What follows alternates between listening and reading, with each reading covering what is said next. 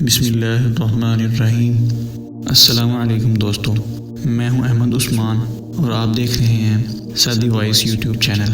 دوستو، اسوہ حسنہ کے پارٹ 3 میں خوش آمدید۔ آج ہم بات کریں گے جسم کی صفائی کے حوالے سے۔ فضا میں موجود گرد و غبار، کیمیکل اور جراثیم وغیرہ جسم پر لگتے رہتے ہیں۔ اگر گرد و غبار وغیرہ کو وقتاً فوقتاً صاف نہ کیا جائے تو بہت سے کیمیائی مادے ایسے ہوتے ہیں جن سے خارش یا الرجی ہو سکتی ہے، جو بعد میں جلد کی بیماری کا سبب بھی بنتے ہیں۔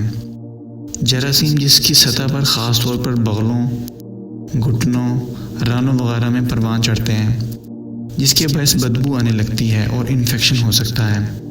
دوستو، جلد کی بیماری بہت دن غسل نہ کرنے والوں کو ہوتی ہے۔ اسی طرح کم غسل کرنے والوں کو جوئیں ہو سکتی ہیں۔ پسینہ کے غدودوں کے مساموں پر فاسد مادے جمع ہو جاتے ہیں جس سے بدبو پیدا ہوتی ہے۔ بعض مریض نزلہ، زکام، کھانسی کے ڈر سے مہینوں نہیں نہاتے۔ ماہرین تنفس کے مطابق ان میں سے اکثر کو کھانسی کی شکایت پسینے کی بدبو سے الرجی کی وجہ سے ہوتی ہے۔ غسل کرنے سے جسم کو ان فاسد مادوں سے نجات ملتی ہے جو تھکن پیدا کرتے ہیں۔ غسل سے تھکن دور ہوتی ہے۔ غسل سے جسم کی مالش بھی ہو جاتی ہے اور سکون کا احساس ہوتا ہے۔ دوستو، اب ہم بتائیں گے آپ کو حضور نبی صلی اللہ علیہ وآلہ وسلم نہانے کے حوالے سے کیا کرتے تھے۔ پیارے نبی صلی اللہ علیہ وآلہ وسلم کا اسوہ رحمۃ للعالمین صلی اللہ علیہ وآلہ وسلم نے غسل کی بہت تاکید فرمائی ہے۔ غسل کرنے سے جسم کو ان فاسد مادوں سے نجات ملتی ہے جو تھکن پیدا کرتے ہیں۔ غسل سے تھکن دور ہوتی ہے۔ غسل سے جسم کی مالش بھی ہو جاتی ہے اور سکون کا احساس ہوتا ہے۔ آپ صلی اللہ علیہ وآلہ وسلم پانی کی کمی کے باوجود بھی ہفتے میں کم از کم ایک مرتبہ ضرور اور اس سے زیادہ بھی غسل فرمایا کرتے تھے۔ دوستو، جہاں ہم نے نہانے کے حوالے سے بات کی ہے تو کیوں نہ ہم نہانے کے لیے غسل کے لیے جسم کی حفاظت کی بات کرتے چلیں۔ اگر نہاتے وقت جسم پر ایک دم پانی ڈال دیا جائے تو جھرجھری سی آتی ہے۔ جسم کے اعصابی حفاظتی نظام کو جھٹکا سا لگتا ہے۔ یہ اس لیے ہوتا ہے کہ پانی اور جسم کا درجہ حرارت مختلف ہوتا ہے۔ بعض مرتبہ تیراک پانی میں چھلانگ لگاتے ہی بے ہوش ہو جاتے ہیں یا ان کا سانس رک جاتا ہے۔ اچانک چھلانگ لگانے یا اچانک جاتے ہی شاور کے نیچے کھڑے ہونے یا غسل خانے میں جاتے ہی جسم پر پانی ڈالنے سے دل کو جانے والے اعصاب متاثر ہو سکتے ہیں۔ اگر یہ عمل بار بار ہو تو دل کی مستقل تکلیف بھی ہو سکتی ہے۔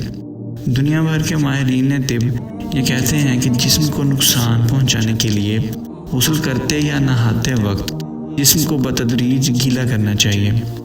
دوستو، پیارے نبی صلی اللہ علیہ وآلہ وسلم کا اسوہ حضور صلی اللہ علیہ وآلہ وسلم اس حوالے سے کیا کرتے تھے۔ آپ صلی اللہ علیہ وآلہ وسلم پہلے شرمگاہ دھوتے، بخاری مسلم میں ہے۔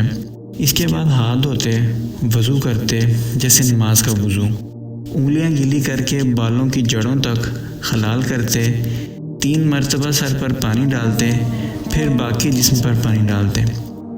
اگر ہم خود اور اپنے بچوں کو اسوہ محمدی صلی اللہ علیہ وآلہ وسلم کے اصول کے مطابق نہانے، غسل کی عادت ڈالیں تو جسم، اعصاب و دل کو پہنچنے والے نقصان سے بچ سکتے ہیں۔ دوستو، مزید ہم بات کرتے ہیں ناخن کاٹنے کے حوالے سے۔ بڑے ہوئے ناخن جراثیم، وائرس اور کیڑوں کے انڈوں کا گھر ہوتے ہیں۔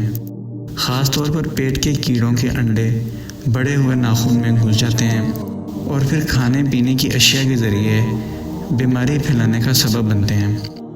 ماہرین طب یہ مشورہ دیتے ہیں کہ ناخنوں کو بڑھتے ہی کاٹ دینا چاہیے تاکہ جراثیم جمع نہ ہو سکیں۔